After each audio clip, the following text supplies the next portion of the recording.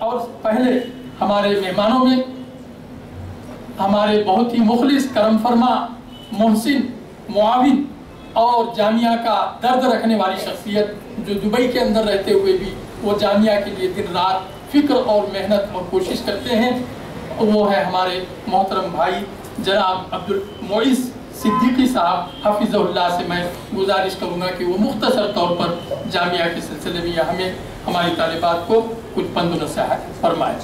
آپ کے لیے 5 منٹ کا وقت۔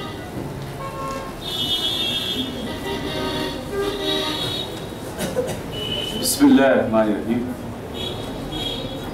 نہیں ہے نا امید اقبال اپنی کشت ویراں سے، نہیں ہے نا امید اقبال اپنی کشت ویراں سے، ذرا نمو تو یہ مٹی بڑی زرخیز ہے ساقی۔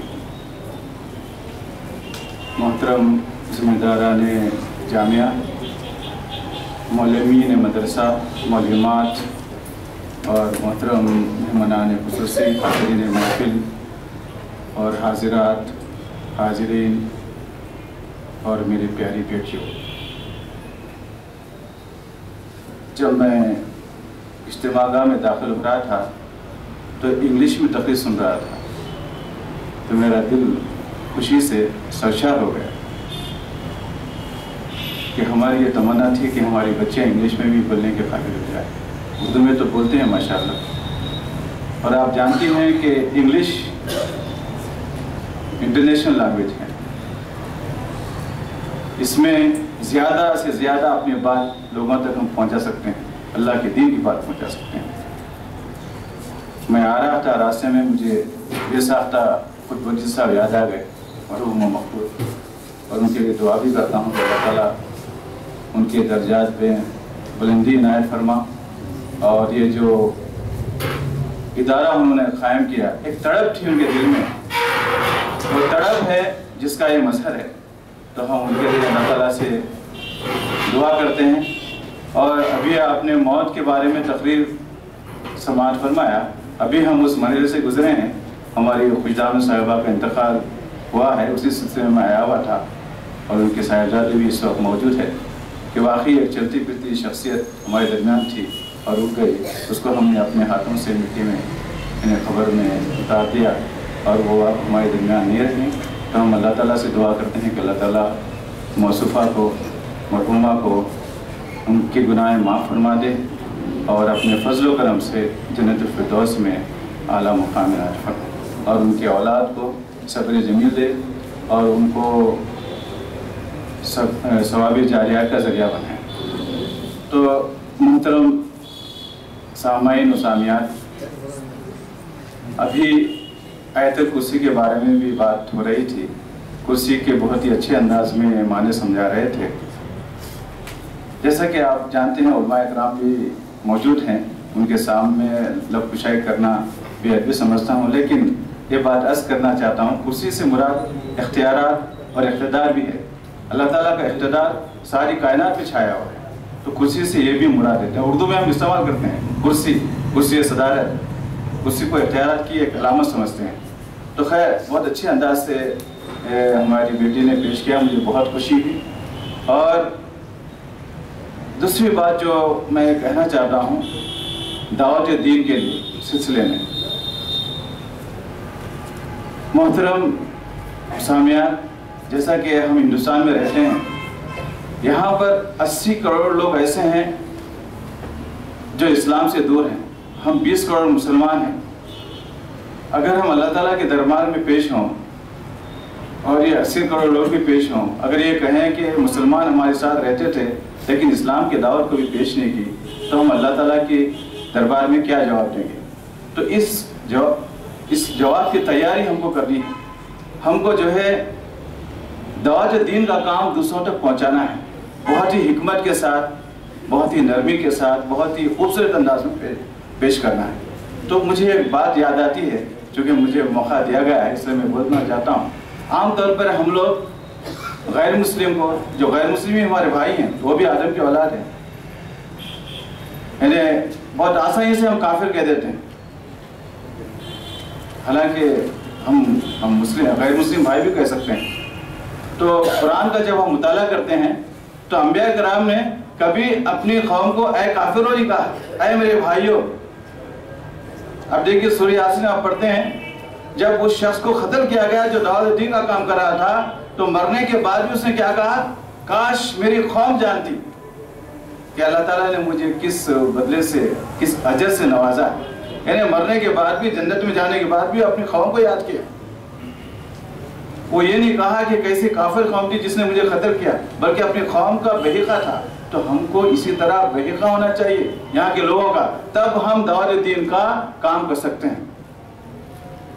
تو اور دعوت دین کا کام اس سلسلے میں کسی کو اختلاف نہیں ہے، دوسرے مسائل میں اختلاف ہو سکتے ہیں، لیکن نبی صلی اللہ علیہ وسلم نے جو دعوت دین کا کام آغاز زندگی سے کیا اور آخر تک کیا، اس میں کسی کو اعتراض نہیں ہے۔ یہ کام، اس کام کے کرنے میں سب لوگ متحد ہیں، تو یہ کام آپ کو کرنا ہے۔ اب جیسا آپ لوگ بچیاں ہیں، آپ کس طرح کر سکتے ہیں؟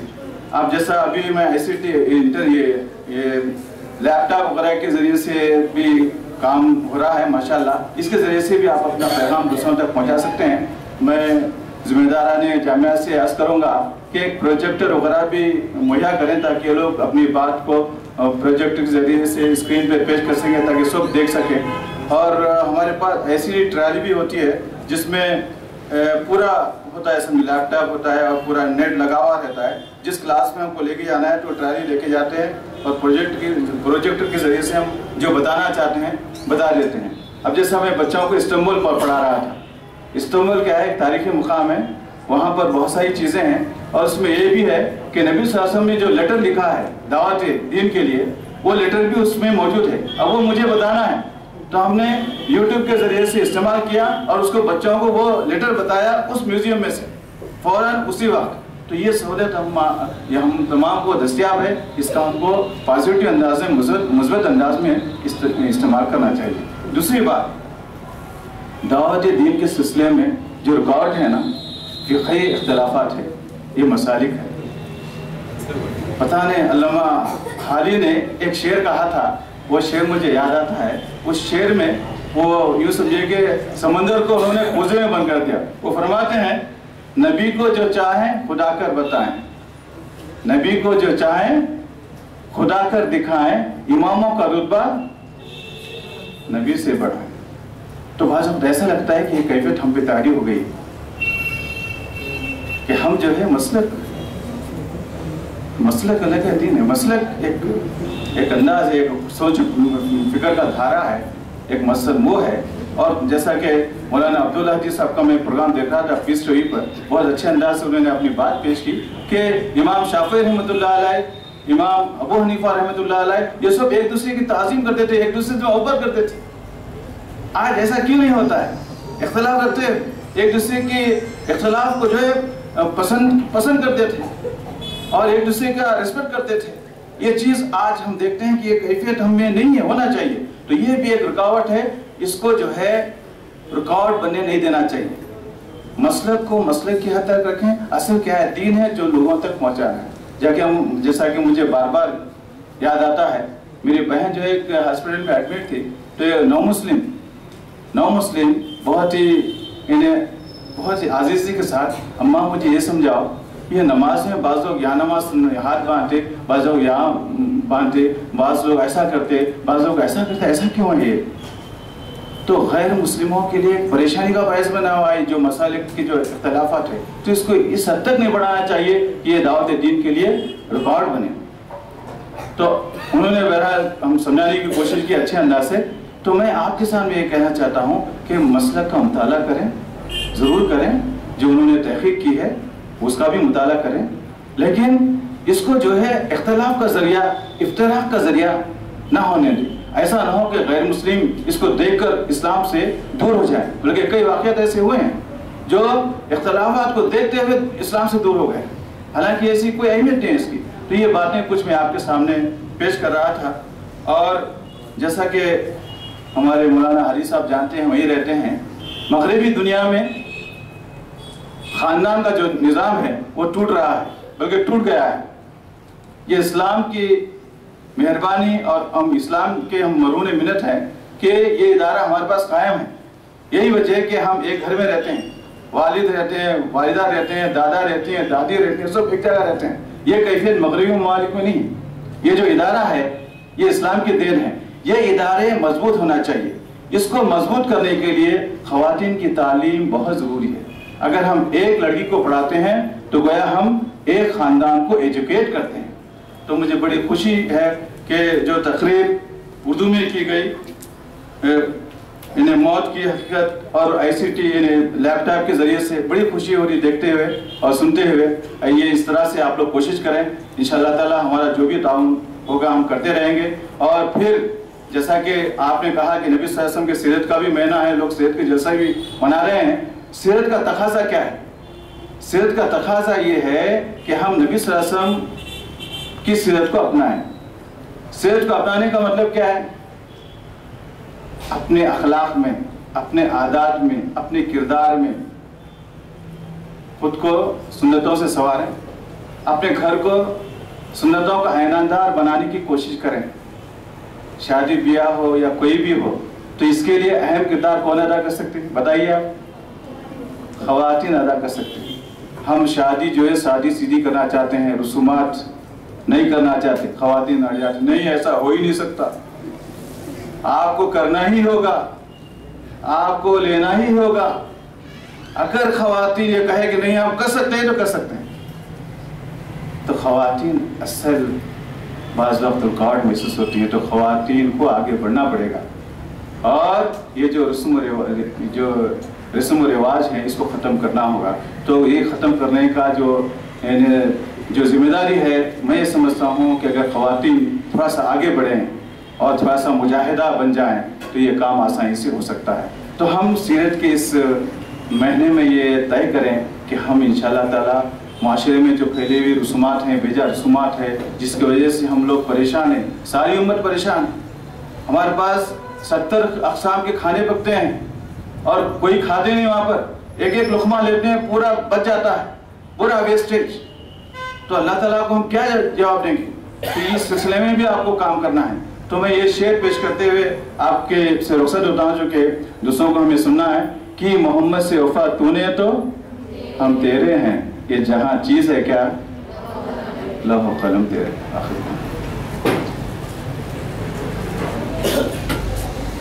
जज़ाकुमुल्लाह अहसनल जज़ा। अभी आप मोहतरम बिरादर मोहतरम अब्दुल मुईज़ सिद्दीकी साहब हफ़िज़हुल्लाह से उनके ज़रीन ख़यालात को समाअत फरमा रहे थे। इंशाअल्लाह हम हत्तल मक़दूर अपने वसअत व फ़िक्र के मुताबिक इत्तिदाल की राह पर कायम रहेंगे।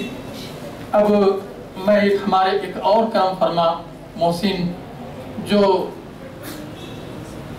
कतर में रहते हैं, मोहतरम बिरादर मोहतरम जनाब मौलाना अब्दुल सलाम उमरी हफ़िज़हुल्लाह को दावत देता हूँ कि वो हमारी तालिबात को और हमें मुख्तसर तौर पर 5 मिनट के अंदर मुखातिब करना है। अस्सलाम वालेकुम।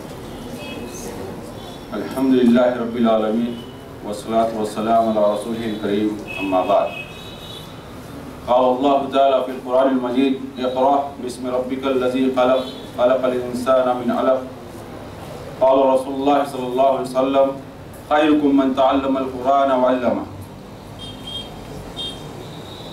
मेहमान ख़ुसूसी, ज़िम्मेदारान जामिया दारुल फ़ुरक़ान और अज़ीज़ तालिबात, मैं यहाँ पर तो मौलाना अब्दुल हादी साहब का खिताब सुनने आया था, लेकिन जो है मुझे भी 1-2 मिनट कुछ कहने के लिए मौका दिया गया है।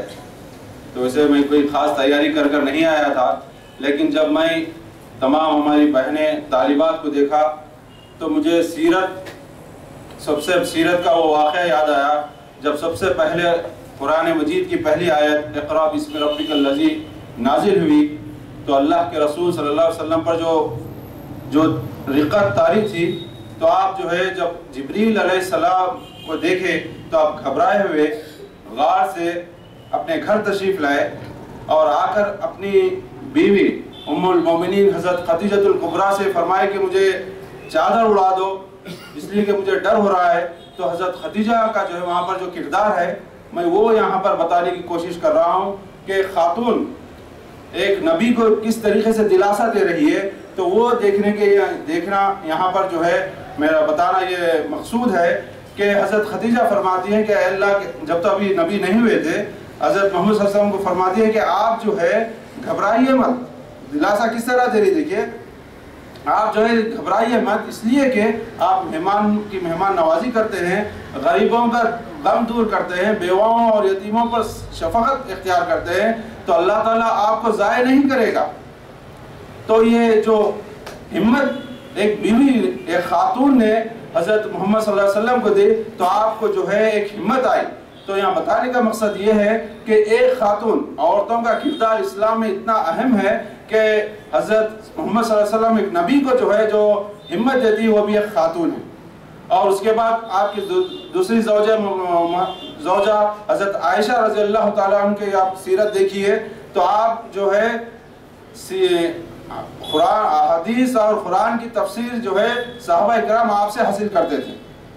تو حضرت عائشہ جو ہے فقہ کے اندر بھی جو ہے بہت مہارت اختیار حاصل تھی ان کو بھی، تو آپ سے جو ہے بڑے بڑے صحابہ جو ہے حضرت عائشہ سے جو ہے اپنے فقہ کے مسائل، حدیث کے مسائل سیکھتے تھے۔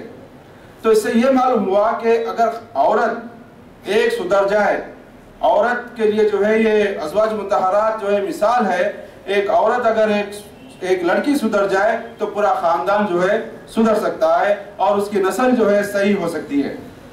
تو میں جو ہے یہاں پر جامعہ دارالفرقان کے ذمہ داران کو مبارکباد دیتا ہوں کہ آپ نے جو ہے بہت اچھی طریقے سے تربیت و تعلیم دے رہے ہیں، اور میں سنتا ہوں، دیکھتا بھی ہوں، اور خصوصاً ہمارے برادرم عبدالرافع صدیقی صاحب کی جدوجہد کو دیکھ کے مجھے جو ہے تعجب ہوتا ہے۔ مجھے ایک واقعہ سامنے تو نہیں کہنا چاہیے تھا کہ آپ جو ہے جامعہ دارالفرقان کے لیے جو محنت کرتے ہیں، مجھے وہ دیکھ کر جو ہے بڑا ایک عبرت مجھے حاصل ہوئی ہے کہ ایک دفعہ آپ جو ہے سعودی عربیہ سے قطر ہم دعوت دیے جامعہ دارالفرقان کے تعاون کے لیے آپ آئیے، تو آپ جو ہے پلین کے بجائے آپ بس سے آنا پسند کریں۔ کیوں؟ آپ چاہ رہے تھے کہ خرچ کم ہو جائے اور راستے میں بھی ریاض میں بھی جو ہے کچھ تعاون حاصل ہو جائے۔ تو آپ کے ذمہ دار جو ہے اس قدر محنت کرتے ہیں، تو اسی لحاظ سے آپ لوگ بھی جو ہے دلچسپی کے ساتھ اور پوری ایمانداری کے ساتھ پڑھیے، اور اس کو جو ہے دوسروں تک اپنے یہ علم کی روشنی جو ہے دوسروں تک پھیلائیے۔ تو آخری میں آپ تمام کا شکر ادا کرتے ہوئے اللہ تعالیٰ سے دعا کرتا ہوں کہ اللہ تعالیٰ ہم کو جو سننے اور سیکھنے کی توفیق دے اور اس سے زیادہ عمل کرنے کی توفیق دے۔ آمین۔ وآخر دعوانا الحمدللہ رب العالمین۔ ماشاءاللہ ہمارے محترم برادر محترم عبدالسلام عمری صاحب نے بڑی اچھی باتیں ہمارے سامنے پیش کی ہیں۔ اب میں زیادہ وقت لیے بغیر ہمارے معزز مہمان اور فضیلت الشیخ مولانا عبدالہادی عمری مدنی حفظہ اللہ کو دعوت خطاب دیتا ہوں، وہ ہم تمام کو مخاطب فرمائیں، اور ہماری وہ طالبات جو مجلہ صوت الفرقان سے متعلق ہیں آپ کے خطاب کے بعد ان سے سوالات کر سکتی ہیں، کریں، تاکہ ان سوالات کے جوابات کو ہم انشاءاللہ سالنامہ صوت الفرقان کے اندر افادہ عام کی غرض سے ہمارے قارئین، قاریات اور عوام الناس کے لیے